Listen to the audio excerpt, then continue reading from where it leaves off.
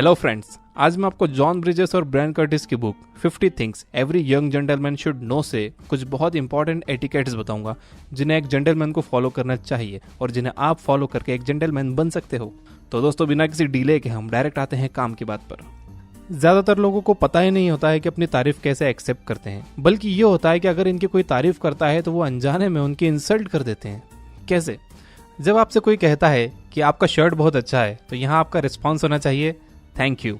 लेकिन कई लोगों का रिस्पॉन्स किस तरह होता है, ओ ये कलर तो मुझे पसंद नहीं है, मेरी मॉम ले आई तो मैंने दिल रखने के लिए पहन लिया। ऐसा कहने से आप तारीफ करने वाले की इनडायरेक्टली इंसल्ट कर रहे हो, ये बता कर कि उसका टेस्ट अच्छा नहीं है। अगर आप यहाँ एक बस छोटा सा थैंक्स बोल दोगे तो सामने वाला अच्छा फील करेगा और उसकी नज़र में आपकी अच्छी इमेज बनेगी, जेंटलमैन वाली इमेज। और थैंक्स यहाँ तक लिमिटेड नहीं है। रेस्टोरेंट में जब वेटर आपका ऑर्डर लाता है तब भी आपको उसे थैंक्स कहना चाहिए। और अगर आप एक टीनेजर हो तो जब आपके पेरेंट्स आपको पॉकेट मनी देते हैं तब भी थैंक्स कहना चाहिए। ये मानकर नहीं चलना चाहिए कि वेटर का तो काम ही है ऑर्डर लाना और पेरेंट्स का तो काम ही है पॉकेट मनी देना, तो थैंक्स क्यों कहूँ।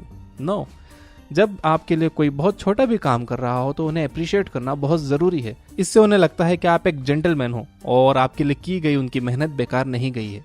सेम चीज़ अप्लाई होती है गिफ्ट्स पर भी। जब हमें कोई गिफ्ट देता है तो हमारा रिस्पॉन्स मोस्टली ऐसा होता है, अरे इसकी क्या ज़रूरत थी, शूज़ तो मेरे पास पहले से हैं, ये कलर तो मुझे पसंद नहीं है, एटसेट्रा एटसेट्रा। ये भी इनडायरेक्टली इंसल्ट है गिफ्ट देने वाले की। एक जेंटलमैन को जब कोई गिफ्ट मिलता है तो वो थैंक्स बोलते हुए एक्सेप्ट करता है। ऐसा करने से उसकी और गिफ्ट देने वाले की बॉन्डिंग मजबूत होती है।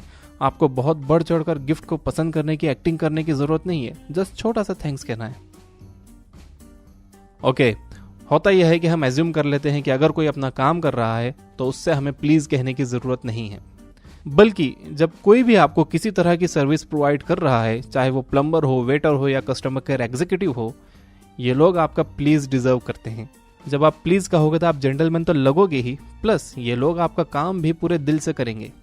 लेट्स से आप एक रेस्टोरेंट में काउंटर पर हो तो वहाँ 1 चीज़ बर्गर कहने की जगह 1 चीज़ बर्गर प्लीज़ कहना ज़्यादा अच्छा है। एंड ऑर्डर मिलने के बाद आपको थैंक्स कहना चाहिए। ये नहीं सोचना चाहिए कि ये लोग तो उनका काम ही कर रहे हैं तो उन्हें अप्रिशिएट करने की क्या ज़रूरत है या उन्हें प्लीज़ कहने की क्या ज़रूरत है।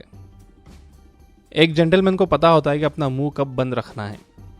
ये काम काफ़ी मुश्किल है कई लोगों के लिए। हालांकि एक जेंटलमैन काफ़ी कोशिश करता है कि सामने वाले की फीलिंग हर्ट ना हो, लेकिन एक टाइम ऐसा आ ही जाता है कि जाने अनजाने में वो कुछ ऐसा कह देता है कि सामने वाला इंसल्टेड या इग्नोर्ड फील करता है। फॉर एग्जाम्पल, अगर आप किसी पार्टी में इनवाइटेड हो तो उस पार्टी के बारे में किसी और से बहुत संभल कर बात करनी चाहिए, क्योंकि हो सकता है कि वो उस पार्टी में इनवाइटेड ना हो। अगर इनवाइटेड हैं तो कोई बात नहीं, अगर इनवाइटेड नहीं है तो फिर वो इंसल्टेड और इग्नोर्ड फील कर सकते हैं और एक जेंटलमैन नहीं चाहेगा कि वो किसी को ऐसा फील करवाए। तो किसी भी अपकमिंग पार्टी के बारे में दूसरे से तब तक बात नहीं करना चाहिए जब तक कि आप श्योर नहीं हो जाते कि वो इनवाइटेड है या नहीं। और एक बात ये भी कि जब किसी ने आपको उसका सीक्रेट शेयर किया है, मतलब उसने आपके हाथ में अपनी इज्जत दे दी है। अब आपका काम है उसे संभालना, ना कि उसे उछालना। तो लोगों का सीक्रेट रखना चाहिए। कई लोगों की आदत होती है कि किसी का सीक्रेट पता चलते ही उनका पेट दुखने लगता है दूसरों को बताने के लिए। ये बहुत बहुत बुरी बात है। और आपको ये भी पता होना चाहिए कि आपको कब सीक्रेट नहीं रखना है। यानी अगर आपका कोई फ्रेंड ड्रग्स ले रहा है या कोई ऐसा काम कर रहा है जिससे उसे और दूसरे लोगों को नुकसान पहुंच सकता है, तो इसके बारे में आपको अपने पेरेंट्स से, टीचर से या किसी काउंसलर से बात करनी चाहिए, जिससे आप अपने फ्रेंड की हेल्प कर सको। एंड अगर एक जेंटलमैन को उसका फ्रेंड कहता है कि वो उससे कुछ अपने सीक्रेट्स शेयर करना चाहता है तो एक जेंटलमैन यस कहने से पहले 2 बार सोचता है। मान लो कि आप किसी पार्क में या मॉल में अपनी फ्रेंड के साथ हो। सडनली आपके पेरेंट्स भी वहाँ आ जाते हैं और आपको देख लेते हैं। तो इससे पहले कि कोई मिसअंडरस्टैंडिंग हो और सिचुएशन और कॉम्प्लिकेटेड हो, आपको अपने फ्रेंड को अपने पेरेंट्स से इंट्रोड्यूस करवा देना चाहिए, क्योंकि आप नहीं चाहोगे कि वो आपके फ्रेंड के बारे में कुछ गलत सोचें। इंट्रोडक्शन करवाने का भी एक जेंटलमैन तरीका होता है। एक जेंटलमैन हमेशा पहले छोटे को बड़े से इंट्रोड्यूस करवाता है, प्लस थोड़ी सी इन्फॉर्मेशन भी देता है। यानी अगर आपको अपनी फ्रेंड और अपने फादर का इंट्रोडक्शन करवाना हो तो आपको ये नहीं कहना चाहिए प्रिया ये मेरे डैड है, बल्कि आपको कहना चाहिए डैड ये मेरी फ्रेंड प्रिया है, प्रिया मेरे साथ काम करती है। इसके बाद आप कह सकते हो कि प्रिया ये मेरे डैड है, मेरे डैड एक सीनियर जर्नलिस्ट है।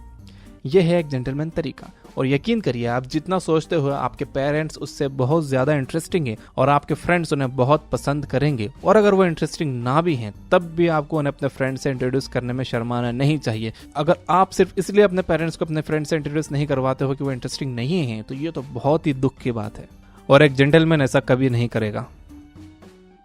जब आप किसी फिजिकली चैलेंज्ड इंसान से मिल रहे हो तो आपको उनकी डिसेबिलिटी पर कभी भी फोकस नहीं करना चाहिए। आप अपने दिल में तो उनके जख्मों के निशान और उनकी डिसेबिलिटी पर हैरत कर सकते हो, लेकिन उनसे ये पूछना सही नहीं है कि उनके साथ क्या हुआ था, और पूरी कोशिश करना चाहिए कि आप उनकी डिसेबिलिटी को घूरो नहीं। जब आप उनसे मिलो तो एक नॉर्मल इंसान की तरह मिलो, उनसे नाइस टू मीट यू कहो। ये मत पूछो कि आपके पैर को क्या हुआ था या आपके फेस को क्या हुआ, क्योंकि जब आप उनकी डिसेबिलिटी पर फोकस कर रहे हो तो इसका मतलब है कि आप उनकी लाइफ का एक ही एस्पेक्ट देख रहे हो और एक बड़ा पार्ट मिस कर रहे हो। सोचो अगर हर इंसान आपसे मिलकर बस यही पूछे, आपकी नाक को क्या हो गया, आपके सर के बाल कैसे उड़ गए, आप इतना मोटे क्यों हो, आप इतने पतले क्यों हो। आपको पता है कि आपकी लाइफ में आपके लुक्स से कहीं ज्यादा इंपॉर्टेंट चीजें हैं।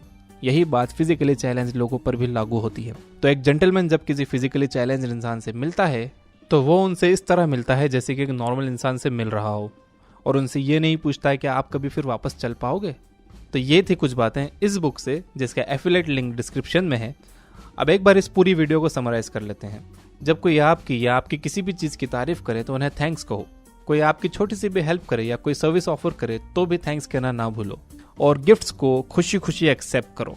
सेइंग प्लीज, जब कोई आपको किसी भी तरह का असिस्टेंट दे तो आपको प्लीज कहना चाहिए, भले ही उन लोगों का जॉब ही हो आपके लिए काम करना, तब भी प्लीज कहना चाहिए। लर्न टू कीप सीक्रेट्स, ये काफी मुश्किल है। जब किसी ने आपको उसका सीक्रेट बताया है मतलब उसने आपके हाथ में अपनी इज्जत दे दी है, ये मैंने पहले भी कहा है। अब आपका काम है उसे संभालना, ना कि उसे उछालना।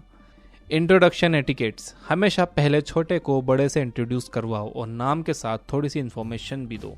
फिजिकली चैलेंज्ड लोगों की डिसेबिलिटीज पर फोकस मत करो। जब भी उनसे मिलो तो नॉर्मल इंसान की तरह मिलो, और उनसे ये कभी मत कहो कि अगर ऐसा मेरे साथ होता तो मैं तो मर ही जाता।